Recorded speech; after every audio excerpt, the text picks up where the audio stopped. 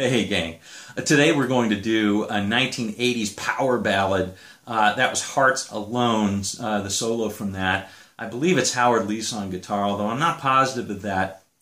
He was a guitarist with Heart at that time. Kind of a stately solo, reminiscent of Brian May, at least to my ears. Really beautiful melodic lines, some wicked bends, and some really searing high notes kind of mark that. Definitely a 1980s power guitar solo for sure, complete with all the long hair, and you can even put in some tapping, which I did there.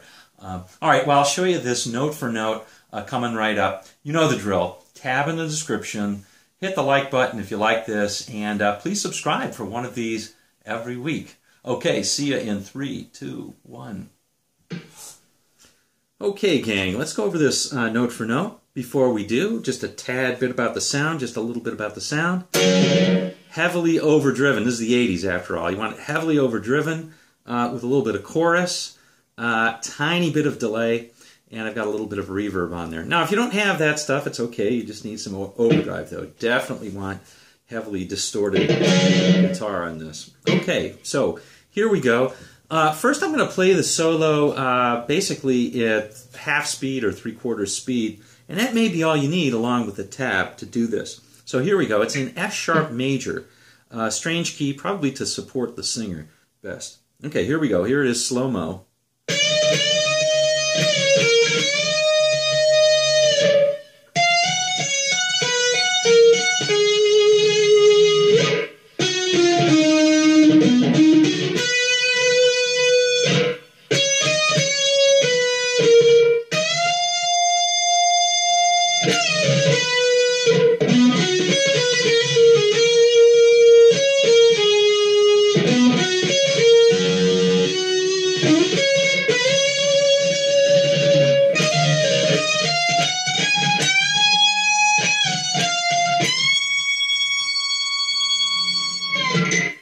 All right, now let's go over it line for line, and I want to give you an alternative for the tapping, because you don't have to do the tapping. You can actually play it in the position. I was trying to get into the 80s again and use the tapping. All right, so here we go. Here's the first line. It starts out at the 14th fret. You're going to bend that up twice, okay? All right, that's the first line. Here's the second line. Now, you've got to shift this. You're playing this note right here. And so I'm just hammering on. I'm not picking any of this when I tap. So I'm playing on the 18th fret and then tapping on the 19th. And I'm moving my first finger down and continuing to tap on the 19th as a pedal note. So it goes like this.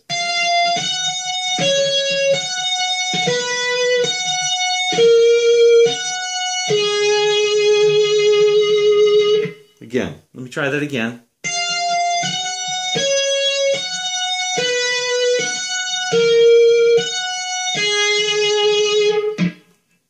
Again, you want to have nice, bold, with your tapping technique. I'm not much of a tapper, but you definitely want a nice, bold hitting and pulling off on that so you get a nice sound. Now, it also doesn't matter if you pull off to an opening note.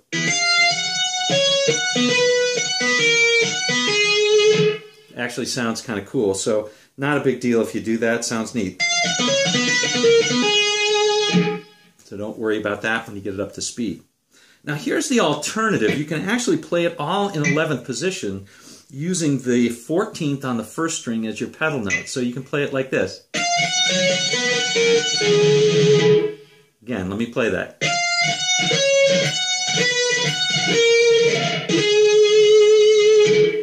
All right. So what I'm doing there is I'm playing the 13th on the first string as my pickup note, then I'm playing the 14th and letting that ring out, and then I'm walking down the scale starting from the second string, 14th fret, to the 12th, to the 11th, and on the third string to the 13th. Again, here's how that would sound.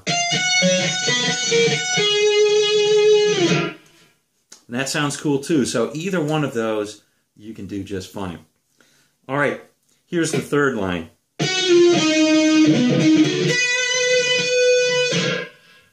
All right. That is a, that's just out, that end part is really just a B, outlining a B chord in the C shape, if you will. And I'm palm muting with my right hand. Okay, here's the next line.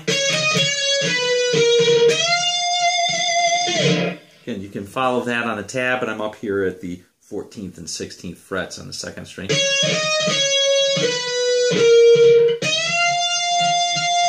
You want to hold that bend for a long time. Okay, here we go. Here's the last part. This is kind of stately.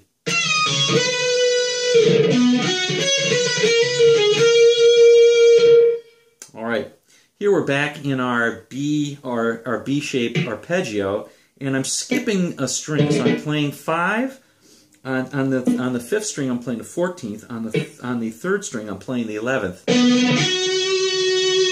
and then playing this. Okay, then this.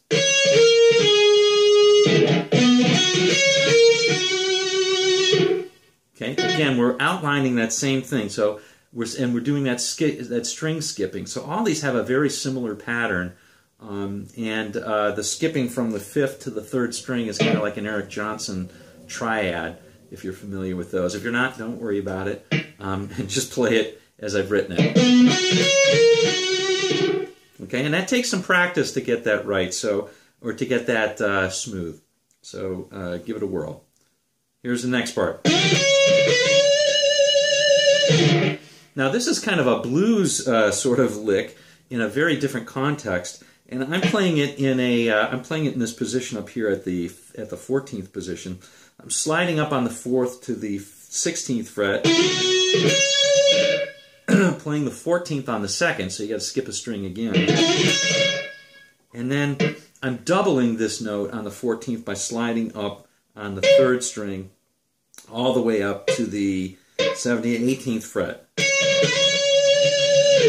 And that's kind of a blues. All right, so here's the last part then.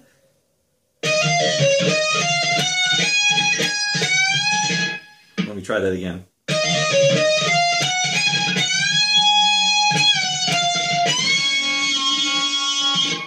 Ooh, try not to hit that like I did and hit a couple of notes. All right, sounds better when you have some other stuff and you could do it. Okay, so this is just sort of this is way up here at the 16th position, and you're going to do a little hammer on and pull off, and then waka. And on this 16th on the 1st, then you're going to double that by bending at the 19th on the 2nd, and bend that up a whole step. And then get prepared for that last bend.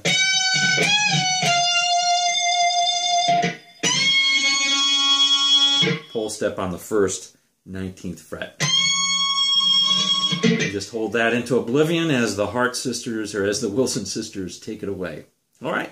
Well, I hope you like this lesson. Very cool solo to play and a lot of fun. All right. We'll see you on down the road.